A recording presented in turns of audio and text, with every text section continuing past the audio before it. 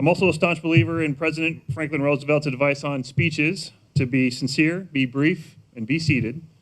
But I can only promise to be sincere and be seated today. For being brief, at least for me anyway, given the accomplishments of these two leaders and the Med Group, is just not possible. Obviously, the clinic's home to the 30th Med Group, but this parking lot, quite literally, has been ground zero in our response to COVID-19. I recall lines stretching down the sidewalk here as we did our very first vaccine pods.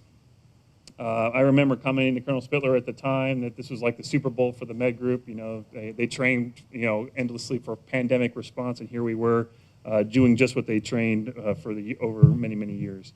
And so to be sure, we can't talk about Colonel Spitler's tenure here without discussing her and the team's role in responding to the first global pandemic in 100 years.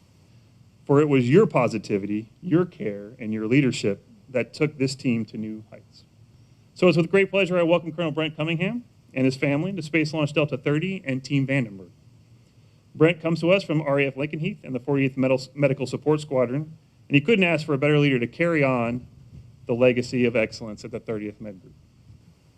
It is truly an honor to take command of such a prestigious medical group and to be entrusted to lead some of the greatest men and women our country has to offer. Sir, the 30th Medical Group welcomes you. The honor is